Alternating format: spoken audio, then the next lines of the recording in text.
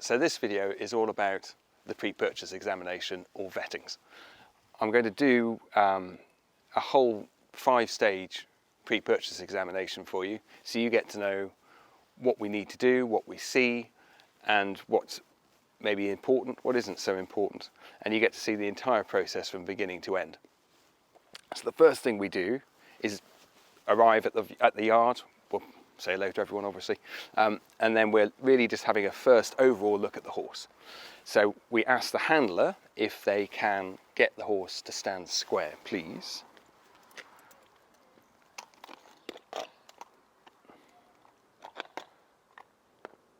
This is always, I think, one of the trickiest parts of the vetting, because very few horses will stand perfectly square. So we do our best, and if they'll stand square like that, that is wonderful. So we're just looking at the overall symmetry of the horse. I always start looking at the rear end, seeing if you've got symmetry of the muscling and of the pelvis, and going down the leg as well to see if they're symmetrical. We then step round to the side, again looking for symmetry. How does the neck balance the body, which balances the back end? What is the conformation of the limbs like? What do the feet look like? Again, we go down round to the front, this time concentrating much more on the forelimbs in particular. Once we've had an assessment of the conformation, we then begin the physical exam. Now, all vets do basically roughly the same thing when they do a pre-purchase examination, but different vets will do it in different orders, and they'll do things in slightly different ways. There's nothing wrong with that. Every vet tends to do exactly the same thing for every single horse that they see, because they're building up their own experience. They're able to know that they've done every single bit of the process, and that is allows you to be much more consistent in what you find and your opinions and all that kind of stuff. Hello, mate. Good boy. So I always start at the head end.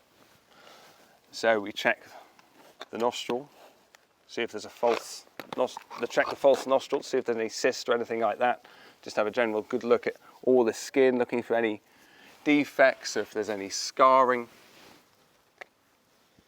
any abnormalities, any lumps or bumps. We have a look in the ear, we check up behind the ear. This chap's quite tall, so that's a little bit more tricky, but we repeatedly look at things as well. Good look at the mane. Has the mane been rubbed?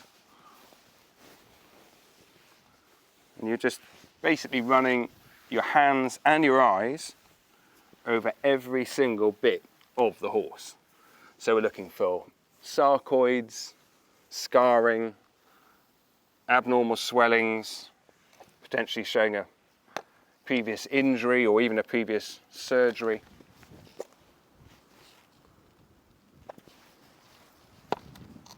Concentrating on the lower legs, making sure the joints feel as they should, there's no excess swelling, checking out the tendons and the ligaments of all of the leg, having a good look at the foot. At this point, it's quite natural to have a look to see what the balance of that foot is like. We then just do what we call a passive flexion, just to see what the general flexibility of the limb is like. And then I move on to the back. So just a gentle examination to begin with, just let the horse know that you're there really. And then a slightly more firm palpation of the muscles to see if there's any tense or sore areas. Move on to the sacroiliac, see if there's any pain there. Get an idea to see if the back flexes passively. And then we start going underneath the horse as well. Obviously we've got a gelding here, so with the gelding, you're checking to see that the prepuce is perfectly all right.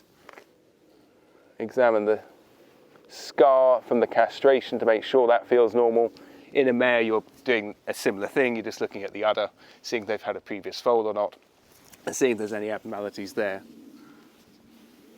I then move down to the left hind leg. Again, just checking all of the joints, that there's no effusions there.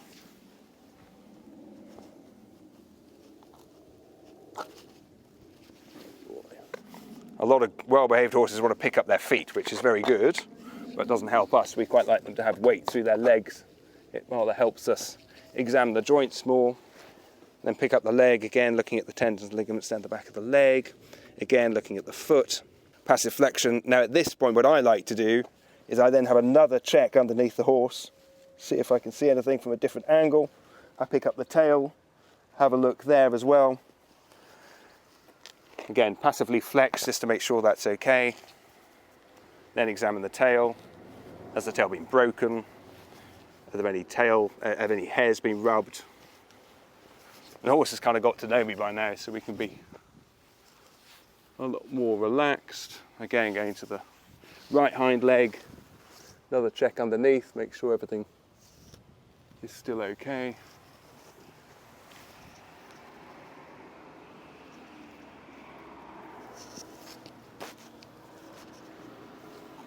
And if you do find an abnormality, so this horse here has actually got a small splint on the inside here, we know that. You always go back to the other leg just to make sure there definitely isn't a splint on the other side, which there isn't. Again, he wants to pick the foot up. So we try and get him to put weight on the leg again.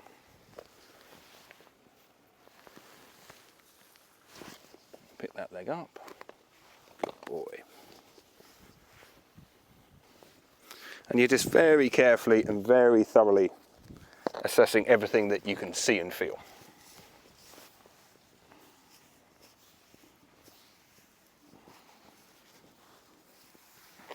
And then we go back to the front right foreleg now. Again, doing exactly the same process as the left fore, having another check underneath and from the other side. Again, he's a very well behaved horse, so he just desperately wants to pick up the feet and be helpful. Good boy.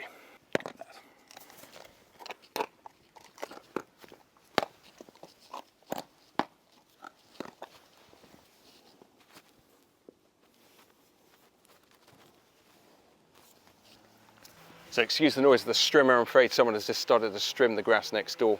So that just provides a little bit of background noise. And then we go back up, checking underneath the mane. Again, up at the pole, move the bridle or the head collar, just to make sure that you've seen everything again. Check the ear, good boy. Go back down, check the symmetry of the face. Check the false nostril. And that's our physical exam. Once we've done the physical exam, I then go and we will go into the stable, and at this point we'll be looking at the eyes, listening to the heart and listening to the lungs. So we're still technically on stage one of the 5-stage purchase exam. So now I'm going to listen to the heart. We're looking to see what the heart rate is, what the rhythm is, and if there are any abnormal murmurs or any abnormal sounds within the heart. Once I've examined the heart on both sides, we then move to the lungs. Again, we're looking to see what the breathing rate is and whether any abnormal noise is being produced.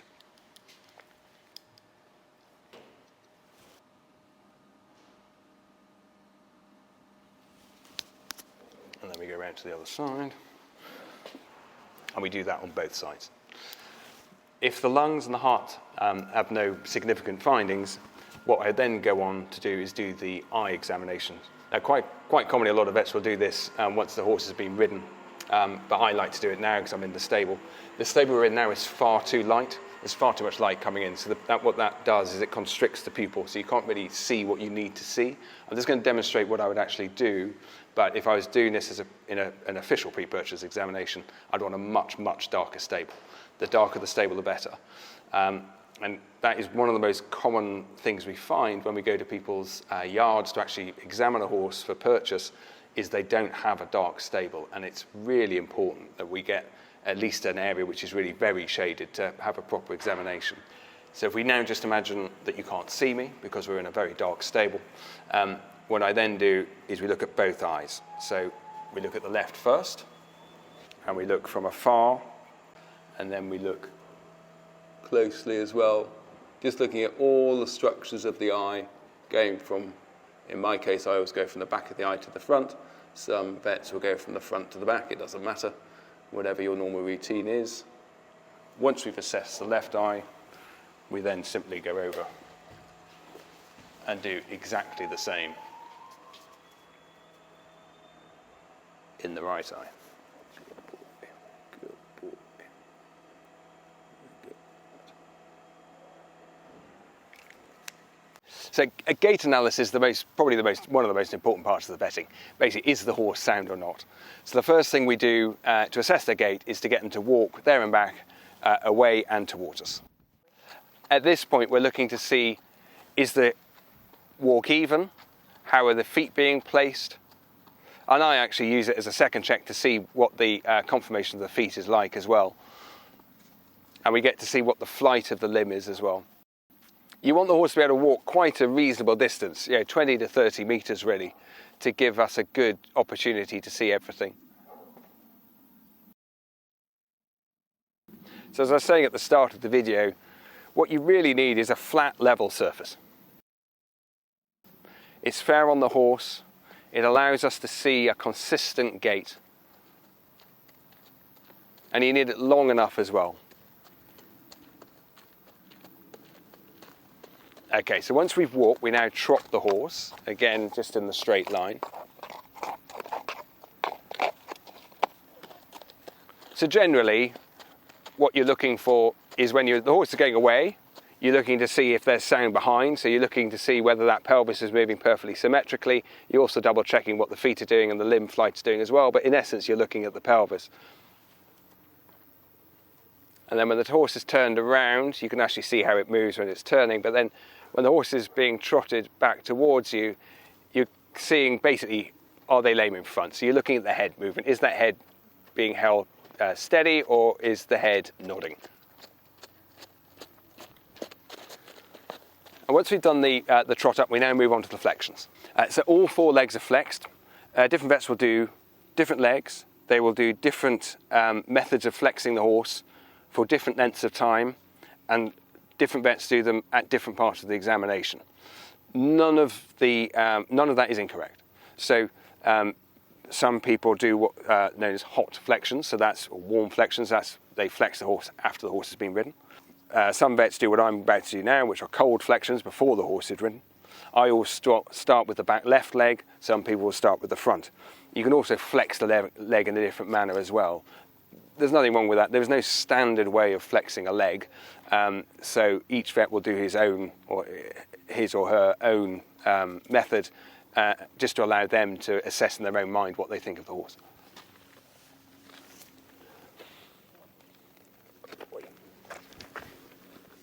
I flex legs for a minute. Some vets will flex for 30 seconds, and I have heard some vets will flex for 2 minutes. Again, it doesn't actually matter. The key is to be consistent. Once the leg has been flexed for the length of time that you wish to flex it for, we then trot the horse away. Okay. So we stand behind the horse, horse is trotted away immediately, and we can see how that flexion has affected the limb.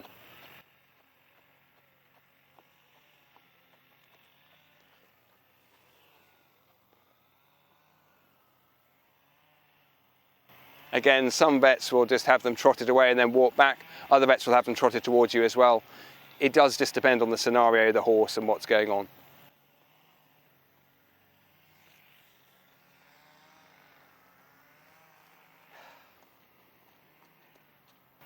So once we've done both hind legs, we now move on to the front legs.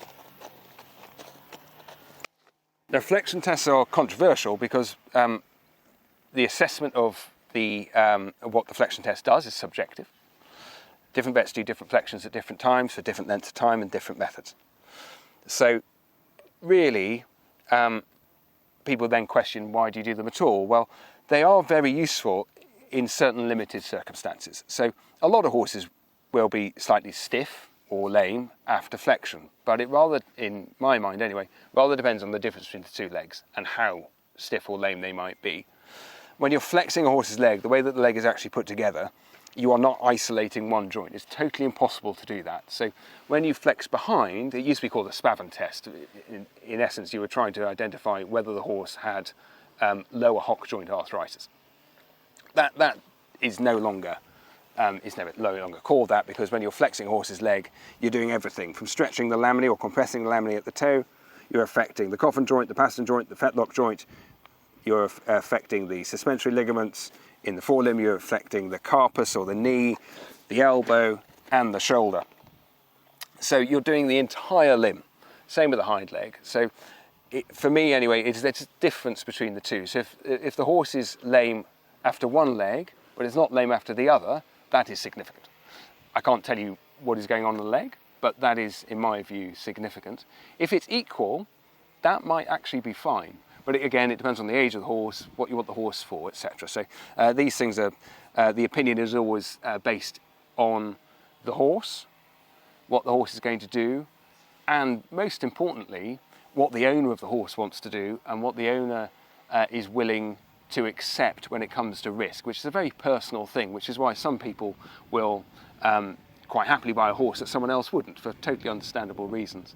And it's the job of the vet to talk to the owner and understand exactly what that owner wants and what they are willing to accept when it comes to purchasing their new horse. Everybody normally holds their breath when we're doing the Flexion test, because it is so controversial, and once the Flexion tests have been done and performed and everything is okay, a lot of people just breathe a sigh of relief.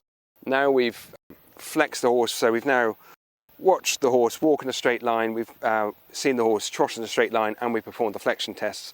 What we now move on to is having the horse ridden to assess its gait, further assessment of its heart and of its wind. So stage 3 of the examination is where we see the horse ridden. So we obviously want a good school for that, so nice surface, decent size, doesn't need to be particularly big. I mean, this is our school here, it's a standard 40 by 20 school. That's plenty big enough. And when we're looking at the horse being ridden, we're looking to see their gait, see if there's subtle signs of lameness, to see if their heart changes, see if any murmurs actually come through once the heart is starting to beat faster than it would be at rest, and we're checking to identify whether the wind is okay. So that's basically any abnormal sound going through the larynx. So we have the horse walked to begin with, just assess the horse at walk on both reins. And then once we've seen the horse walk on both reins, we then see the horse trot. The trot is the gait where you see most signs of lameness. Again, you want to see them on both reins, you want to see them for long enough. Not for too long, we're not here to exhaust the horse, we're here to assess the horse to see if they're suitable for purchase. So this horse is actually lame left fore, not badly lame, we were actually aware of that. Once you've seen the horse trot on both reins, and we're then satisfied that the horse is sound, we then want the horse to canter. Okay, canter please.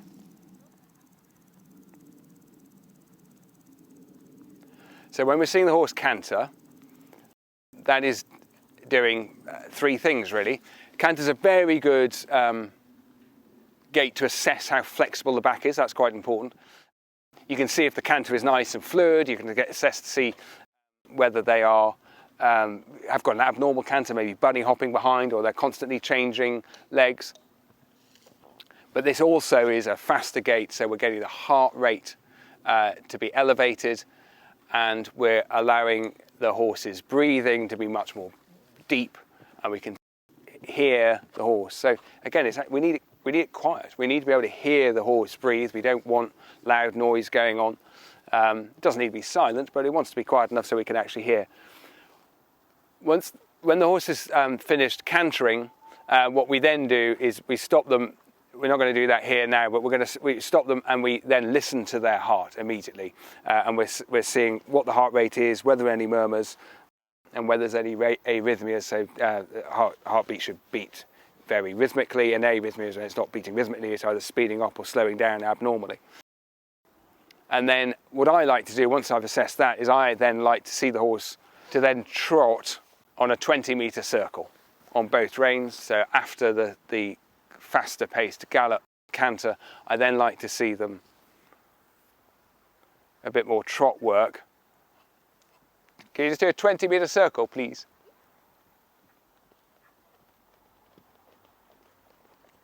And again, you do enough to it to make sure that you're satisfied that the horse's gait is normal.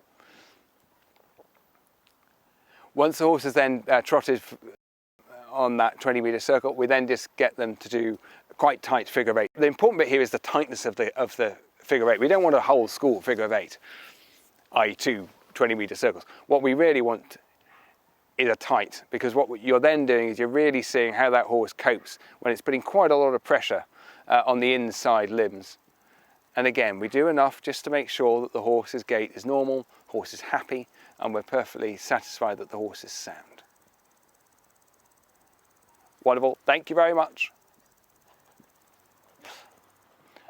And once the horse has been ridden, we now let the horse rest. So that's either in the stable or can be tied up in the yard or whatever. And at that point we are making sure that the horse is the horse, so identifying the horse, so the passport is examined. We make sure that the microchip is present and it's correct. And we also look at the horse's teeth. And we also then ask a whole series of questions of the owner. Has the horse got any vices? Is the horse good to shoe, to clip, to turn out, to load? Is the horse okay in traffic? We ask whether the horse has had any previous medical problems, any previous lameness at all. Has it had any surgery? Is the horse fed dry hay or haylage or soaked hay? What bedding is the horse on? When was the horse last shod? When was the horse's teeth last examined? And then actually the owner normally signs to say what they've just said is correct. It just allows the potential owner of the horse to know that someone has officially said, yes, no, this horse is perfectly all right, or isn't all right. Sometimes they know that the horse needs to be sedated to be clipped. That's not a problem, really, but something you should probably know before you buy the horse. So we do that, and just as a note of interest, really, I think I've said before, this is very much a spot examination at the day, on the time. Actually, part of that little section we have on our sort of worksheet, as we call it, so the thing we're actually making notes on concurrently at the same time, is that what's the weather like? Is it a bright sunny day? On a bright sunny day, you might identify a horse who's a head shaker. If it's a cloudy day, you might not see a horse that head shakes only when it's in bright sunlight. Was it windy? Was it rainy? That, again, just kind of shows you really that it's very much what's happening today at this time.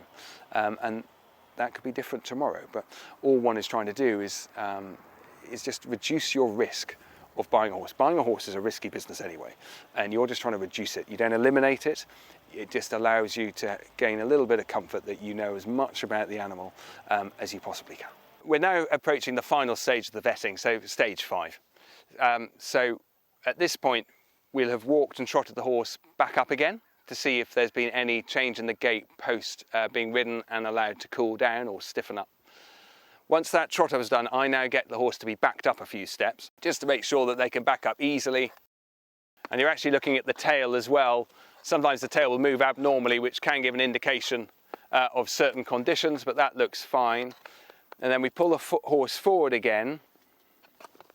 And then this time we get them to turn tightly to cross the legs. Now, if you look at what Ruby's doing, this is how you should turn a horse. So you stand facing the horse, holding the horse in one hand and pushing the horse around with your other hand. So you're pushing the horse away from you, and that allows the horse to naturally start crossing its legs. Now we repeat it on the other side.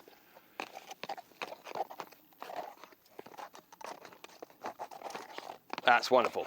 Once we've done that, we now do the final part of the vetting, which is to lunge them on the hard circle. This is a very harsh test, but it's a very, very necessary test. And the essential thing really is that we have a properly level, flat. Now, those of you who... This horse is actually lame left fore. Not badly lame, we were actually aware of that. But you might not be able to see that if the horse was not being lunged on a flat, hard circle.